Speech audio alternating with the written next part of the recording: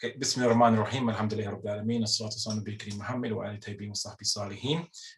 So basically, I would like to just thank, obviously, Birmingham Islamic Society, the Student Union, for the invitation and to discuss on a topic which I would say, obviously, unfortunately, is still being discussed, or even some people obviously feel that it still needs to be discussed. And that's primarily due to how Islam is portrayed, but also in the media and so on, but also how, and I'm sorry to say this, how many Muslims have internalized the kind of Western narrative about Islam. All right, so basically, when we try to think what makes something viable for the 21st century or the 15th century, if you're from the Islamic calendar, or I think in the Chinese calendar, it is a lot more advanced than that. It's basically 5,000 or something years or something. So someone made a joke that in the West, where they're in the 21st century, whereas we Muslims are basically in the 15th century or something like this. And to which I say, well, the Chinese calendar is much more ancient than that, and they're a couple of thousand years ahead of everyone. So basically, the Chinese are ahead of everyone. If that's so. Anyways, just a little joke, some facetious comment that was made. Now, I think let's just think about what makes something viable in any time, and what do we even mean by time? I think it was Friedrich Hegel, who was let's just say a Western philosopher, and he discussed the idea. He made people conscious of the age of where people are living in, the culture of the time, the zeitgeist, and this really then filtered into people's minds to make people think of each time period as being separate and having its own rules and being different from another time period. Now, of course, human culture changes over time. Human culture does, of course, and human technology does change over time. It advances more or less. Sometimes it goes backwards. But what do humans change is the real question that people don't really ask. Does human nature change? I remember seeing an archaeological report about they found in a 3,000-year-old joke book in ancient Egypt. And I think if any of you knows kind of Egyptian kind of media production and culture in terms of its media, it's into comedies quite a lot. So it's famous for its comedy. So nothing's really changed in Egypt in 3,000 years. Some might even say neither the ruling system. But if you look at the modern day tyrants, so humans don't really change. We still want food, clothing, shelter. We still want to basically have family, have healthcare, have security, have some kind of entertainment. So we like to listen to stories. Our ancestors like to tell and invent and make up stories. And now we just go on Netflix and watch those stories. Perhaps we are lazier now than our ancestors were beforehand. But in essence, humans haven't changed, right? The human animal, if you like, is pretty much the same. All that's happened is that we've made the means of attaining our interests we've developed those means to the point that we can attain our interests pretty much almost instantaneously, not exactly instantaneously, but more or less. If you live in developed countries, and of course, if you live in current day capitalist countries, which obviously benefit off of exploiting the world, the people in those countries, if you're middle class, you'll tend to have when you have free time, because everyone's overworked due to capitalism. But when you do have your free time, it's generally more comfortable. You live a more comfortable life than people who are not middle class in that same society, who are lower class, of the lower classes in the economic sphere, or in other countries around the world. So yes, there is some comforts. There's much more comforts that we have today, which only our ancestors, only few people could attain. But the real question we have to ask is, well, how are our needs addressed? Right? How do we address our needs? Well, we address our needs by technology. We address our needs by farming, agricultural development, and then industrialization. So we mechanized the ability to process raw goods into more into more useful goods that could then be used for obviously other technologies or just for our own consumption. But again, despite all this development, humans haven't changed. Humans are still the same. So anyway, so basically, this is the kind of circumstance we face and we are in. Now, when people talk about Islam, they say, oh, Islam is something from the 7th century.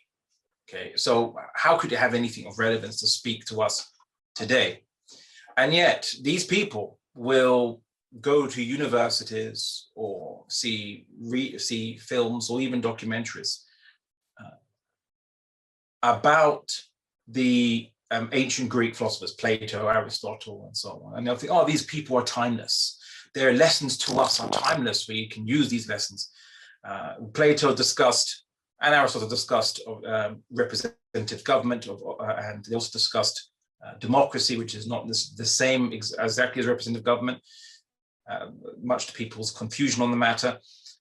And they discussed these very same government systems, which now only last 200 years. The founding fathers of the United States of America, obviously, John Locke is not the founding father of the United Kingdom, of course, but in the 17th century in the United Kingdom, people were fully aware of Greek philosophers and political philosophy to organize human society, as well as their discussions on economics, as well as their discussions on distribution. And it was relevant to them. They used it. They based their thinking upon some of these concepts. These are concepts which are basically at the time 2,300 years old. No one said it was out of date. Sun Tzu's Art of War, right? Sun Tzu's Art of War, Chinese military philosopher, thousands of years old in its provenance. And yet, in the business world, if you're engaging in competitive business, or if you're even studying to be a commander in modern militaries, it's required reading. No one says, oh, Sun Tzu, Art of War, well, are we going to start riding chariots now and having laminate armor and basically putting our hair in a bun and going around and fighting in formation battles? That's ridiculous. Why are you reading that book? Yeah, read about tanks, read about planes. We'll say, well, there's something that's timeless about these books, right? They say it's timeless. And what do they mean when they say it's timeless? They say that the principles and the rules always going to apply in any situation. The technology might change. You merely have to map it onto the technology that you have, but the rules and the principles are exactly the same. So that's kind of common sense, right? It's why people still read the classics, what they call the classics. They usually kind of refer to ancient Greek philosophy and, of course, Chinese philosophy. And now also Zen has become quite popular in the West, which I suppose is almost like a revival of Stoicism, the old Greco-Roman Stoicism philosophy. Basically, go with the flow. I'm summarizing it horribly, but let's just call it go with the flow. So people find all these things very relevant in today's age. And then they talk about things like, okay, well, but what about how to manage society? I mean, surely we have with the internet, with the emails that we can send to each other instantaneously across the world, with telephone, with now video calls via Zoom. How has this not changed things? Well, first and foremost, these are very recent things. Only in the last couple of decades, the system that all of you are living in, the political system, was established 200 years ago if you're in the United States. In Canada, well, it was a slow development over time, obviously it's a British colony. And in the United Kingdom, we have a system that is roughly it's a roughly kind of fixed form, or reached a type of its basic skeletal form, its fundamental backbone, which we now build upon since the Glorious Revolution of 1688, after the English Civil War, which finally settled the matter of the power between the Parliament and the King.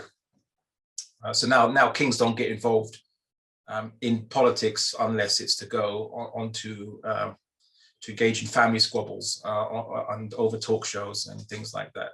So, but they generally don't get involved into politics, although they do basically get engaged on the matter of validating the law system. And so that's basically the system that that's what we live in, right? And no one says, oh, this is really old. Like, how can we live in this society, which was based on a system that was formulated by people who lived in a time where the fastest mode of conveyance was the horse-drawn cart, was horses, was sailing ships, and so on. So no one ever says, oh, that's too old or backward. Of course, now here's the big proverbial elephant in the room, and I really kind of intimated this already. People say, oh, how can Islam offer any solutions to the political systems of modern human beings? Like, this is, if we were to implement Islam, we'd go back to the Stone Age. Okay, well, technically Islam is in the revelation of Islam as the last iteration of revelations to mankind, which has been coming throughout all human history. So the last iteration of divine revelation to mankind occurred in, obviously, the Iron Age. It's obviously Iron Age or early medieval period if you're Eurocentric. So it's not technically the Stone Age, but they point to arguments that they advocate a political system which is in essence based on a system that is 1,500 years older than Islam as a revelation.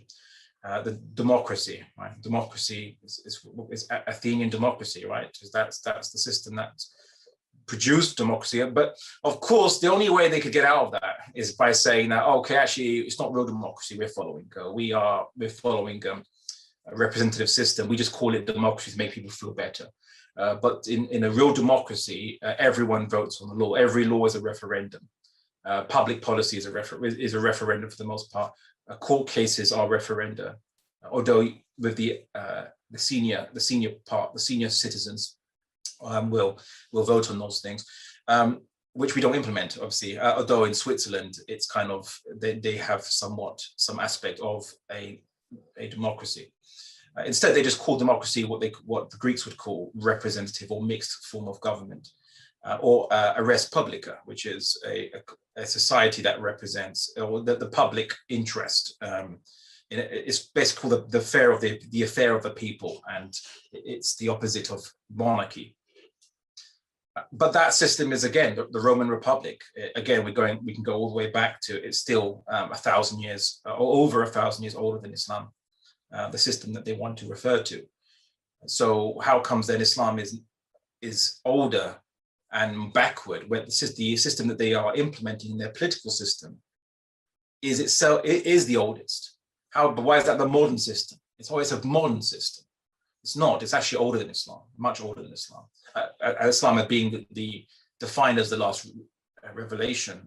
If you want to go for the first revelation from God, well, that starts at Adam alayhi salam. Of course, that's the oldest of them all from human beings. Now, so that's just to kind of put it out there as a response to the rhetoric that they tend to use. Now, let's be more specific. What makes a law relevant and what makes it not relevant? In the UK, there is a law that requires people who are taxi cab drivers to have a bale of hay in the back, in the boot of their car. Okay, they must have a bale of hay. It's by law. Now, I don't think they follow that law. It's actually still on the statute books in the UK, as in it's still legally enforceable, but the police might not enforce it because it's very old. Why is that? Why do they have that law? Why is it still even on the statute books? And why is it also ridiculous? Why would we say it is ridiculous?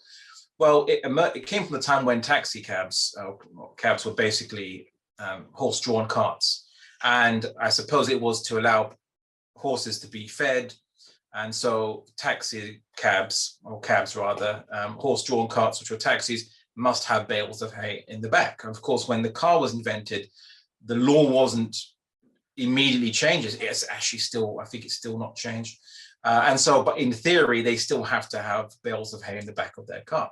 Now, that's a law that's obsolete because it refers to a technological reality that no longer exists, a reality of how people are conveyed in the profession of taxis, which is obviously operating in cities. Now, there are still horse and horse and cart kind of services for weddings and special occasions. You know, for people, romantic gestures, boyfriends trying to get forgiveness for something they've done with their girlfriends or wives, whatever, right? A romantic gesture, or weddings and things. But it's not taxis anymore. So why is it now obsolete? Well, it's obsolete because it's connected to a technological reality. What then can we say of Islam that's connected to a particular reality of economics, a particular material reality that Islam possess? Well, generally speaking, Islam is formed of rules which relate to muamalat, which we call transactions between people, as well as personal rules and behaviors, etiquette, and so on. In general, you have, in a way, rules which deal with basic principles of relationship, and then you have rules which deal with specific scenarios. Islam has a lot of basic principles. Now, when people talk about principles in Islamic law, some people who, let's say, are not entirely sincere when dealing with Islamic law, and they want to implement secular liberalism, which is the current dominant ideology in the West. They want to implement secular liberalism in Muslim countries. Now, Muslim countries are secular and nationalist and so on, but they're not necessarily liberal. So they're the product of first wave colonialism, which was get rid of Islamic political system, establish a secular base, and then gradually, when the people are ready for it, when they've been digested by the secular national system, when they are ready for it, then they can have their liberalism. Until then, they must have secular tyrants, which will enforce a secular system until the people give up on Islam, basically give up on wanting to implement Islam, which is the point of, which was what colonialism did in the Muslim world. Now, one of the many arguments that people who are, let's say, secular liberals, but how they want to engage Islam is they can't just say the Quran is wrong. If they could, they'd say it. But they can't say necessarily the Quran is wrong, because obviously Muslims would reject that claim. Let's say, well, the Quran is timeless. The Quran is accurate representation of the revelation of the Creator. It is the revelation of the Creator, and it accurately represents His will, basically. So they can't say that. So instead, they'll say that we agree with the principles, but we need to change the rules of Islam, create a reformation of Islam to fit into the modern world. So they'll say, and I say, what principles do you agree with in Islam? They say, well, okay, well, in Islam commands justice. We like justice. We support justice, which is very vague and unhelpful, because as an argument for them to use that and attempt to weed their way into twisting Islam by that basis, because justice is a word in a language, and it means right conduct. It can mean right conduct. It can mean doing things which is deserved or according to correctness. But what is correct and what is deserved differs depending on your worldview, your culture, your ideology. So a Marxist and a classical liberal will have 100% opposing views. Well, not 100%, but like they'll be diametrically opposite in many things, but they both believe they're just. And they both say, yeah, we believe in justice. But they will call each other unjust. They say, your system is not just. So the Marxist will say to the classical liberal that you're depriving the working class, which are those who give the surplus of their labor, for exploitation unfairly by the owners of capital, which sit back and smoke their cigar with their big top hats and enjoy the surplus labor of the working class, which is not fair. Right? Why can't the people enjoy their own surplus labor? So they make this argument.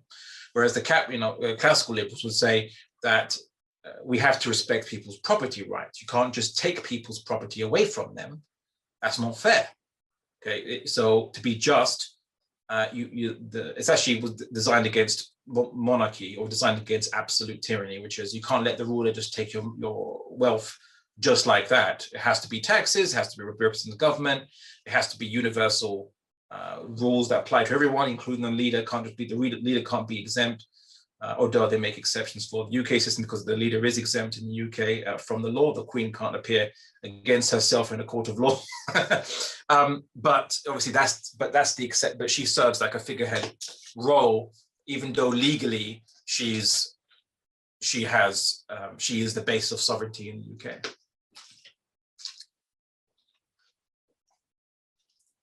So anyway. So justice is too vague, it's too ambiguous. So we have to then look at what do we mean by justice? And then the devil is in the detail, as the Christians say, and every worldview has its own understanding of what justice is. So Islam demands justice, but then Islam has principles by which it defines justice, and it defines justice in two ways. One is just being consistent. It's the universal definition that it demands everyone in the world follow, non-Muslims and Muslims, which is be consistent. All right. So if you believe in a set of principles, don't say I'm going to apply it to the poor people, but I won't apply it to the rich people. Which that example is actually given in Islamic sources as an example of the injustice that destroyed past civilizations when people were not treated consistently. And the second conception of justice is to give human beings the rights as defined by the Creator. So the Creator ordains rights, that we have rights over each other, and we have to honor these rights over each other. And the rights are determined by the Creator, who made our human nature in the first place and understands what rights we need. So, for example, in the West, they would consider that a marriage is some kind of union. It's a legacy, you could say tradition, which after secularism it's divested itself of any particular meaning. It just in essence allows you to consent to your partner pulling the plug if you're in comatose in a life support machine and you haven't woken up for a couple of months, taking your property afterwards after you die, or if they just don't like you, or more specifically, they just find someone better that takes their eye and you're boring now, you're not as interesting as you used to be, they can potentially take half of your wealth. So that's basically what marriage means now in the West, which is unsurprising why a lot of people are now not wanting to get married, because, well, why are we doing it? Why are we still doing this? It's obsolete, some would say, because a lot of these things, these rights that you can give between spouses can be done by other contracts.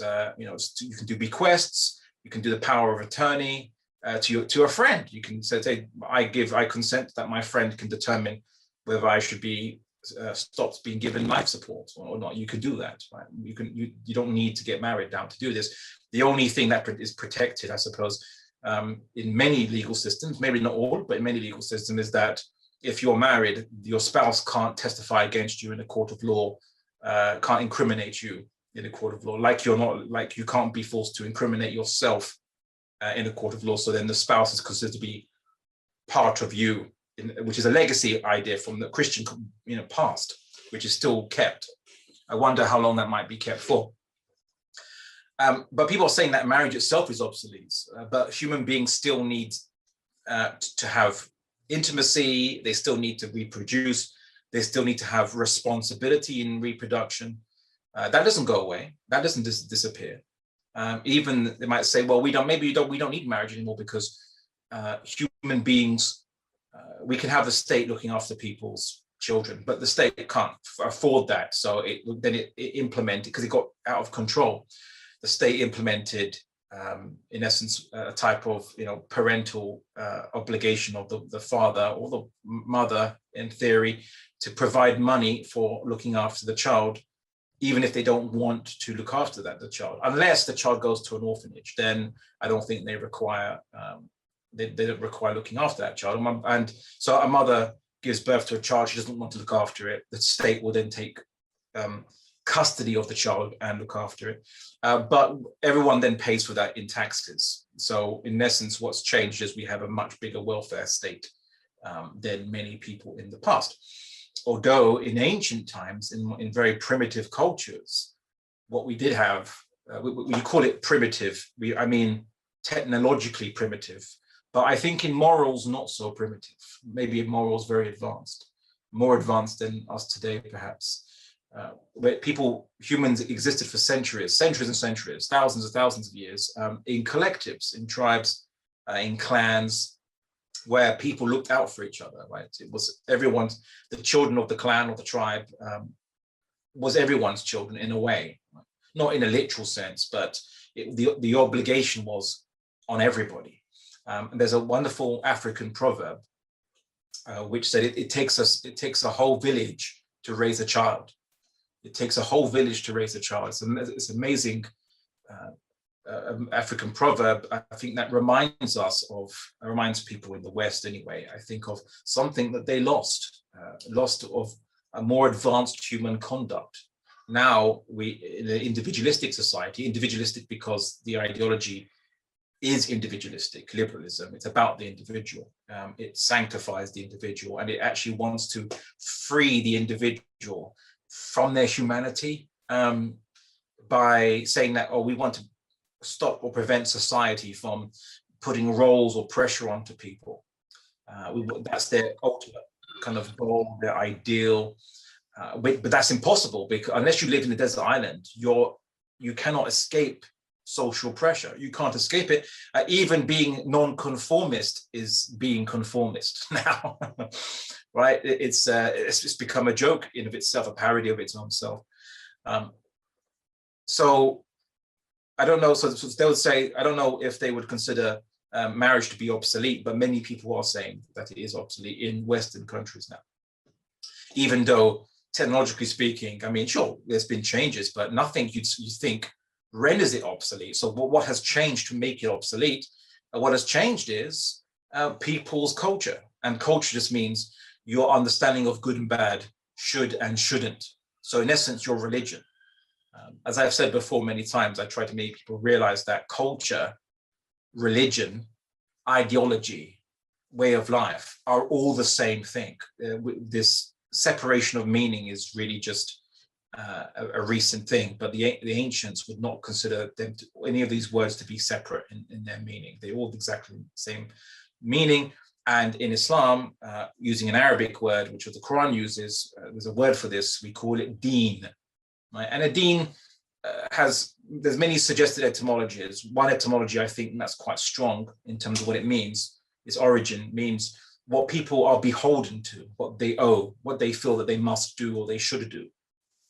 And everyone has a deen, okay? When people say, well, I don't have a religion, I'm an atheist. And they say, okay, what do you think about economics? What do you think about rights in society? Oh, well, I'm a liberal. And I say, wait a second. You do have a deen. It's liberalism. That's your deen. Yeah, but I don't believe in God. Yet doesn't require you to believe in God to meet the definition of a deen. Doesn't require you to believe in any spirituality to have a deen. We don't have a separate word for religion in the original, in the Fusha Arabic. Even the word millah, which some people have translated as religion, can be understood as community. It just means a community. The word for church, which was originally used a wording for religion in the West, ecclesia, just comes from the word. This just basically means jama'ah or congregation, the people, the group, the community. Basically, the church literally means in the Greek ecclesia, community. That's the jama'ah. And the place where you go to do a congregational prayer, obviously in Arabic, is the jamia, right? Which is a mosque where you have the people come to have a congregational prayer. Of course, some people have tried to, it has also the people, the jumhur as well is derived. So the jama'ah. So someone keeps unmuting their mic, I think. Is one want to speak, or or feel free to chime in if you want to actually have a comment, or at least raise your hand if you can, so we can. I'm more than happy to allow that. Just actually, I think it. Okay, it allows me to mute everyone's mics until and then they can raise their hand. That might be easier if you want. Someone actually has a question.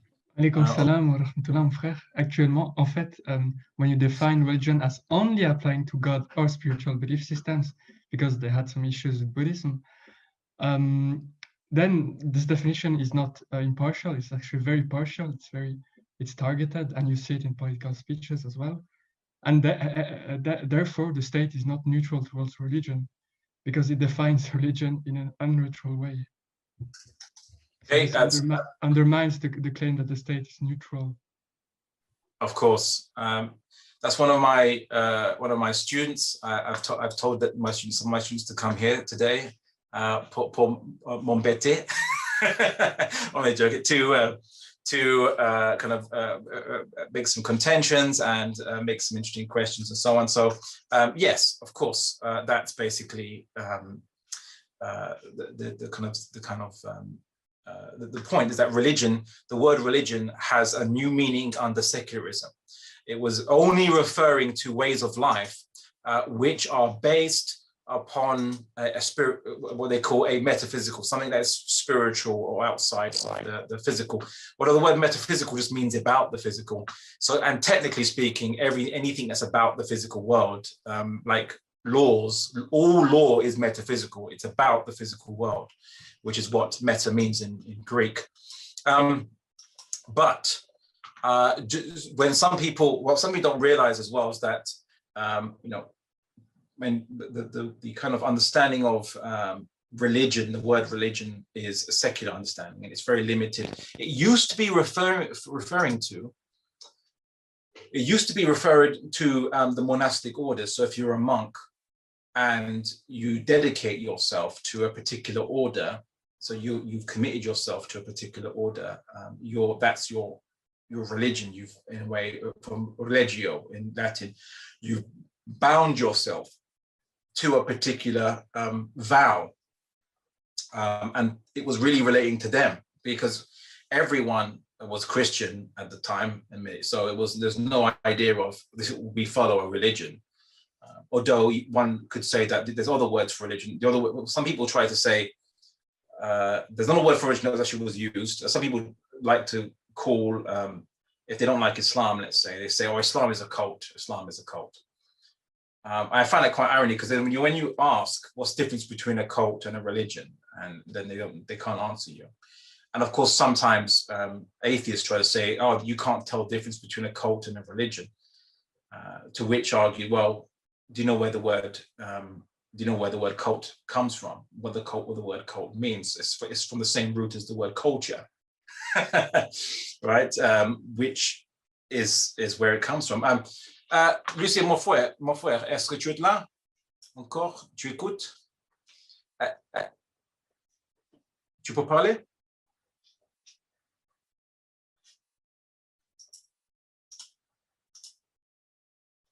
Oui, c'est bon maintenant. Okay.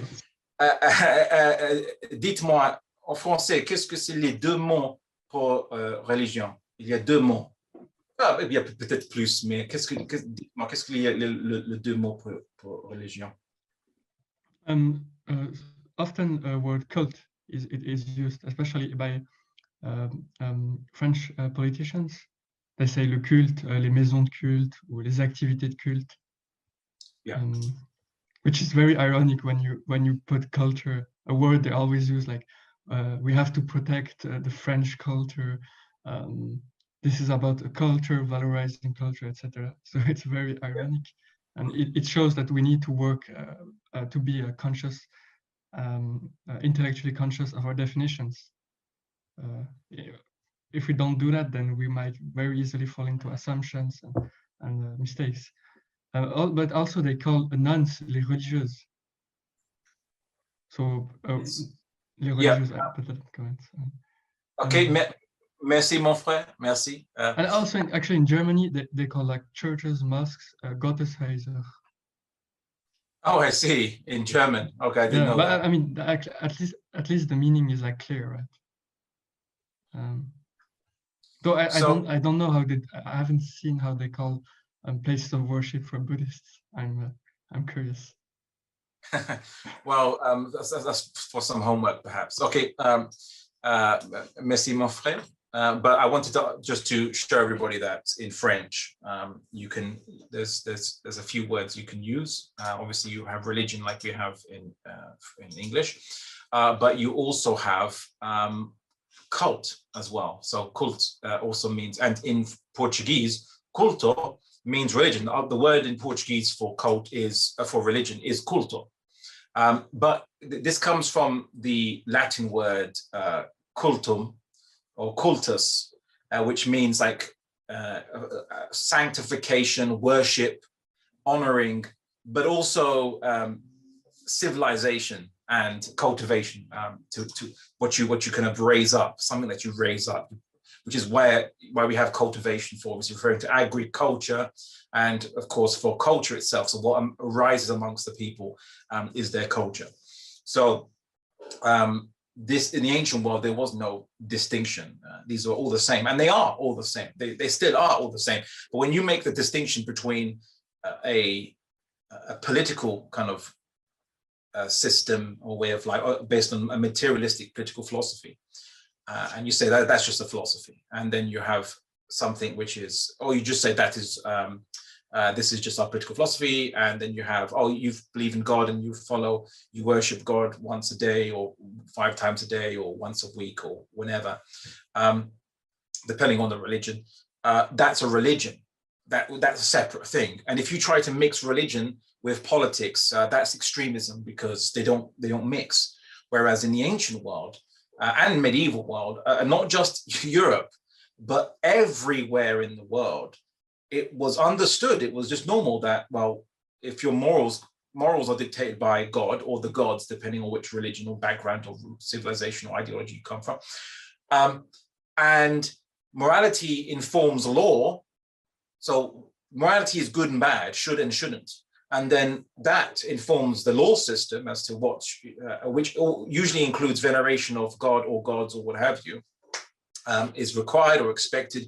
The ancient Greeks had laws requiring reverence of their deities, or not to, and you certainly couldn't blaspheme against their deities, even in Athens, which of course, as we all know, Socrates was accused of doing, and not blaspheming, but calling to foreign gods, calling to unrecognized gods, and he was put to death for basically calling to other god. Well, he claimed he was following something else, a higher theos or a higher daemon.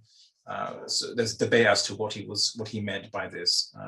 Atheists say he was just referring to his conscience, whereas it could be argued he was referring to a god, one god that wasn't any of these idols. But anyway, so the idea that religion and politics don't mix is the judgment of the secular liberal worldview. The secular liberal worldview deliberately separates God and revelation from the management of human affairs. That is quite literally what it does.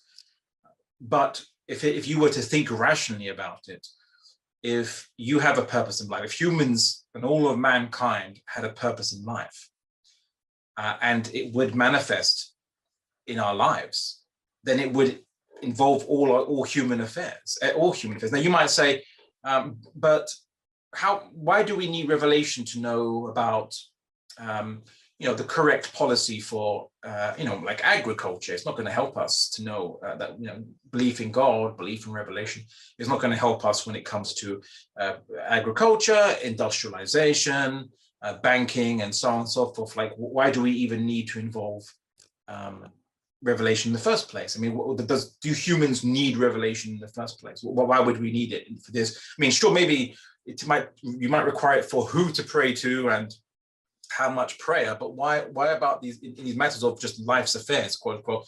You surely don't need revelation. Well, you certainly do, because how do you manage property, and by what manner? What rights do humans have over each other? So if you can't answer the question as to, just like Marxists and liberals, they can't answer the question to each other decisively, whether it's fairer to have a society where everyone's property rights are respected, regardless of how much they have? Or is it fairer that every human being be given the exact same amount of resources, because we're all equal, right? If we're all equal, then why don't we all get the same resources? But then what about those human beings who are more intelligent, and maybe they can do more and they can have a greater benefit for society if they're given more resources? But then it can be argued that, well, it's not about intelligence, but if we are all human and we all have the same desires, or like basic desires anyway, for family and enjoyment, then why don't the people who have more intelligence, they just give it voluntarily for society? But everyone who can experience the same, pleasure and pain, why don't we all just have the same resources, and so we can all enjoy the exact same experience of life? You can make arguments from both sides and it can't be resolved. You can make it very easily from both sides and it can't be resolved. There's arguments are still ongoing. And that's just and that's only between these, if I aggregate, it's just showing you an aggregate of these two, you could say, schools of thought, but there are so many smaller sub-schools within them having non-stop arguments on not on peripheral matters, on fundamental questions of rights, relationship with humans in the state, obviously property, investment, and whether you can own private property at all. Some will say, obviously Marxists would argue that you can own some private property, but just not the serious stuff, basically. And the capitalists, or let's just say liberals generally, would say that anything can be owned, more or less, although depending on what type of liberalism you follow. So social liberalism realized that early liberalism didn't work very well, and they tried to implement a few tweaks to the system, because pure liberalism just creates exploitation, concentration of wealth, worse than we've seen today. In the 19th century, it was like the 1% owned 80% of the wealth in the United States, roughly. They had to implement antitrust laws to break down monopolies and things like that, because pure free market ownership, but everyone's wealth is respected, created not enough resources for the lower classes, the working man or woman, to basically have any kind of social welfare or protection. So because that didn't work, and they were also worried about socialist revolution, they had to implement updates, tweak patches to the system. But and they are constantly patching that system. And of course, Marxism, when tried to be applied by Lenin, wasn't working out very well. They had to compromise on it, and it led to the kind of problems. Certainly, centrally planned economies just don't work very well. Now, I think last week, some of you might have attended my session last week. You might have been aware that I discussed Islamic economic system. And this is really, they say, was it property is 9/10 of the law, right? So the Islamic economic system, I demonstrated that Islam doesn't mandate that people must be riding camels or horses. Right, that Islam doesn't require or measure things based on people having that particular type of property, but rather it looks at any kind of property that you might have, and can it fit into certain categories? So can it fit into categories of that which you need to survive? So food, clothing, shelter, of course, water, and access to. Now, here's the thing. Now we have access to fire. So at the time, the energy source was fire, basically burning wood or burning coal, or making wood into coal, and then you can burn it, and that could produce fire, and that could be very useful for a number of things. People didn't tend to use. They also used oil for burning in lamps as a source of energy, a source of light. But now we have electricity. We have obviously nuclear power. We have, well, they still have coal, and obviously you have petrocarbons. What to do with those things? Well, the scholars of Islam have just simply said, well, let's look at this particular use in the narration of a hadith, which talks about everyone has a right to fire. So everyone has a right to energy. Right? So once we understand the principle behind this, which is that it's not that everyone has a right to just light a fire in their house, which is obviously not advisable for many people, but rather, for what purpose was this fire for? Well, it was for heat, right? It was for cooking, okay? It was for lied. Okay, now in Islamic jurisprudence, classical Islamic jurisprudence, they had the concept called illah, right? Which is, what is the purpose of something? What is the purpose of this? What is the purpose of that? In the narrations by the Prophet Muhammad and in the Quran. Okay, and the purpose was that, well, fire is providing this. Okay, so then any resource that matches that criteria of providing the same effects fall into that right that Islam mandates, that now, which translates to an actual rule, which was the same rule that was for people back then, which is that all Muslims are partners in these sort of resources. So resources of public benefit can't be privately owned. So anywhere there's like a forest or a lake, and now in this day and age, oil fields and gas fields and so on, they can't be privately owned. They can't be nationalized by the state. They are public property. They belong to everyone.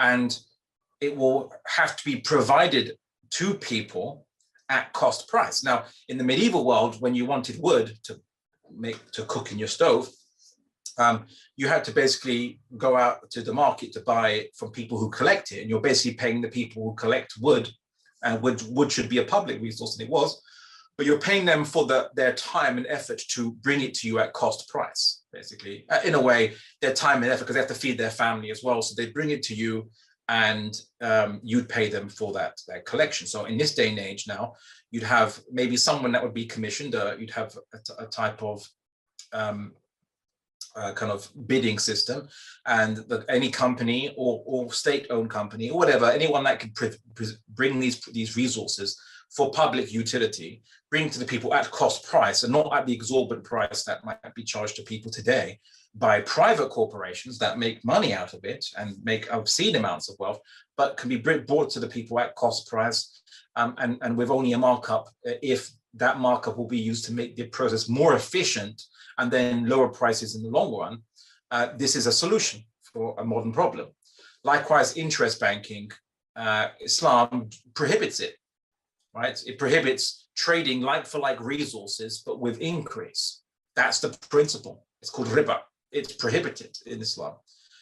What we see today is that I'm going to just kind of just wrap it up. But what we see today is you have the higher echelons of society, the finance sector, basically, banking and so on and so forth. They lend money to the poorer people, and the poor people have to pay back that money, and they have to pay that back money with extra. Okay, where's the net flow of money going in our society? Where's the net flow? Is it going to make you more prosperous? No, it's going towards the finance sector. The finance sector just gets more and more money, and you get more and more poorer unless somehow you can be working in some type of kind of company that is exploiting foreign people around the world and just bringing wealth into your society, so that you're living off of other people's misery, and you're not getting more miserable. That's the only way kind of out of it, which is probably why capitalist societies, they have one of two options. Either they are exploiting people's other resources around the world, people's resources in other countries to their detriment or to their negligence, as in ignoring them, or they're providing the banking services to those who do, right? But that's the capitalist economic system. I went through that in more depth, and Islam has some very unique solutions, very interesting solutions, which are not just viable in modern day, but are actually needed, better even.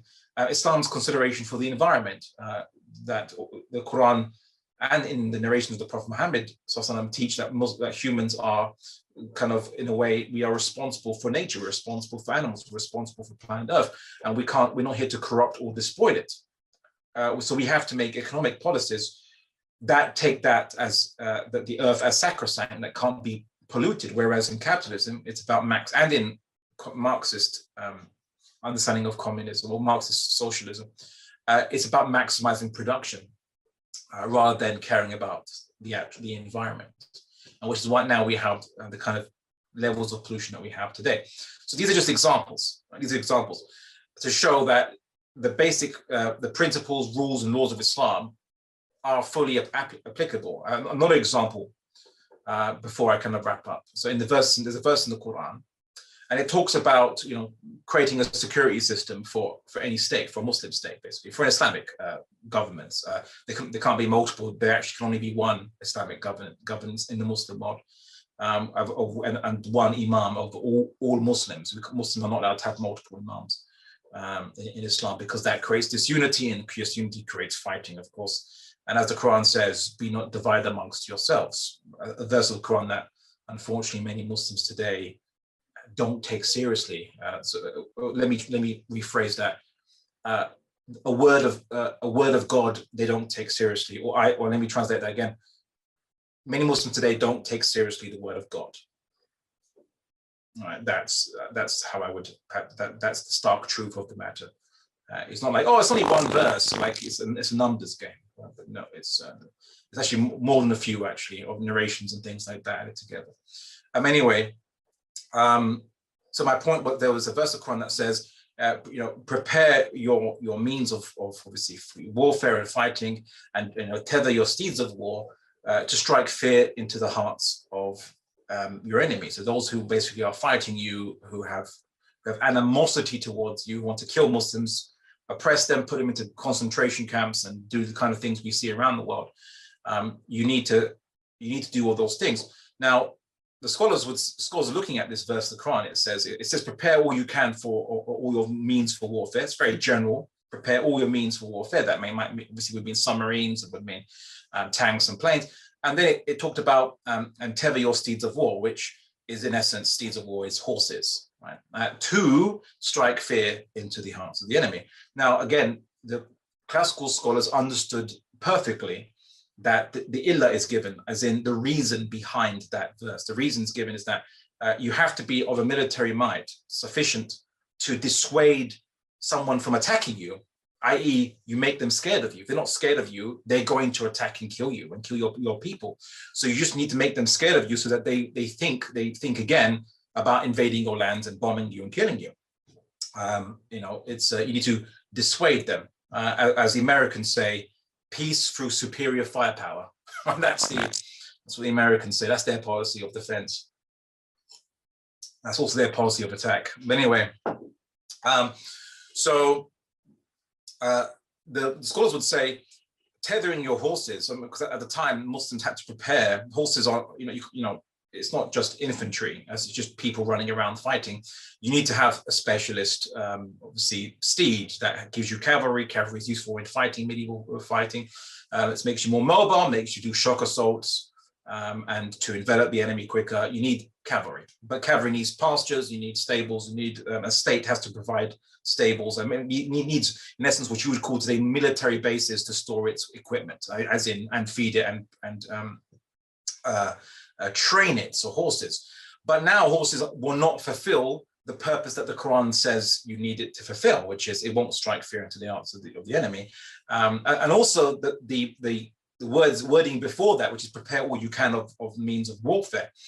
So then that general rule still applies, but even if that ruling wasn't made very clear and distinct, using the concept of illah in Islamic jurisprudence, which would say that, well, if God is saying that you need to have horses or steeds of war to strike fear into the hearts of the enemy, then steeds of war today would be tanks, planes, and ships, and so on and so forth. These would be the modern steeds of war, because these things achieve the stated goal, which is striking fear into the hearts of the enemy. So it's called illah. The reason is given behind it.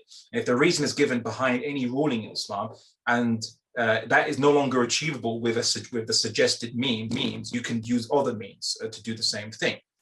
But the ruling is exactly the same. The ruling remains exactly the same.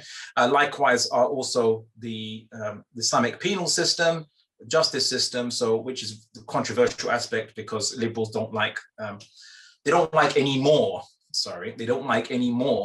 the Islamic penal system, whereas in the 19th century in the UK 19th century, they had punishments which we would consider to be I think everyone considers to be disproportionate, but that was okay under liberalism, such as a thief can be executed in 19th century England, right? A thief can be executed, can be hung, right, for theft. in essence. So that was totally fine, or banished or exiled. Whereas in Islam, we don't do that. Right? Islam does now the verses of the Quran talk about corporal punishment, but in this case, the illah is not saying is not given where it doesn't state that implement the punishment is stated in the Quran because this particular punishment will have a particular effect, which whatever. It doesn't say that. It says this is the punishment in the Quran. This is the punishment, and make people witness this punishment to be obviously so that people take lesson from the punishment. But what we can see is that there is actually the punishment itself has a wisdom in it, and that wisdom is in essence that it prevents people who commit theft and who commit theft only for luxuries, not for necessities. You can't be punished for thieving to feed your family in Islam, by the way. So if you're poor and you thieve because you're poor, you can't be punished in Islam. You can't be to get food to feed your family, basically. You can't be punished for theft in Islam. Whereas if you want to say, I want to make lots of money being a burglar, then you're going to be punished, and you're going to be punished by what people say the wisdom is that by the means you use to thieve will be removed from you, or will be limited. It'll make it harder for you to thieve in the future, and a public also example to dissuade people. And guess what? When you get punished, you don't get sent to a cage for a couple of years, deprived of your family is deprived of you. But corporal punishment in Islam is one where the punishment is done instantly, and then you're sent back to your family the same day. Your family doesn't suffer because of your misdeeds. Some could say that would be quite a superior treatment, especially considering that if you look at criminal statistics, it's usually a very small, about 5% of the population will usually commit the majority of the crimes, about 60 to 70% of the crimes, because they're the repeat offenders.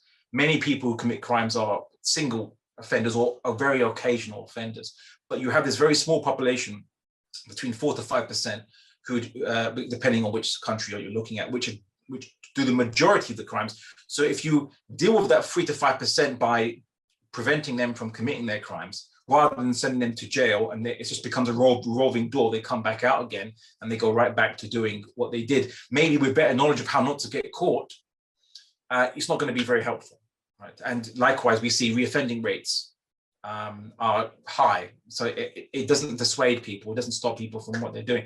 So anyway, that's just a few examples that to show that Islam has actually a lot of superior solutions, not just viable ones, superior solutions. And I think that it's something that we as Muslims should do our best to demonstrate its viability by bringing it back into implementation in the Muslim world. Ultimately, if you can demonstrate it works, we will have no need for these kind of lectures anymore. It will just be obvious that Islam is viable, and not just that, it will be obvious that Islam is just and is merciful to mankind. And that is the best dawah, and that was the dawah, the invitation to Islam, in demonstration, which was the one that convinced thousands and thousands of people much more effectively than just talking to individuals and having lectures. Most of our ancestors, for those of you who come from a Muslim background, convert to Islam just by living under the system, seeing its justice, or even in Indonesia, Malaysia, not even living under it, just interacting with Muslim traders. They saw that Muslim traders, merchants and others weren't exploiting them, weren't coming to exploit them or extract their wealth or what have you, but were engaging in fair trade and attention to justice and attention to what is deserved between human beings. They convert en masse. And now Indonesia, if you want to add Malaysia to it, of course, but Indonesia, just if you want to take that as a country, it is now the largest population Muslim country in the world. And that's a country where they actually embrace Islam, purely interacting with our economic system. Well, not necessarily purely, but also a few people who are advocates of Islam are going amongst them, but mostly interact with the economic system of Islam. So that's how, as Muslims, I think we should, if you really want to show how Islam is viable, and it sounds obvious now, but if you really want to show Islam is viable, implement it. And you'll see how viable it is. You'll see not only how viable, but how superior it is. Anyway, so barakallahu feekum for everyone listening.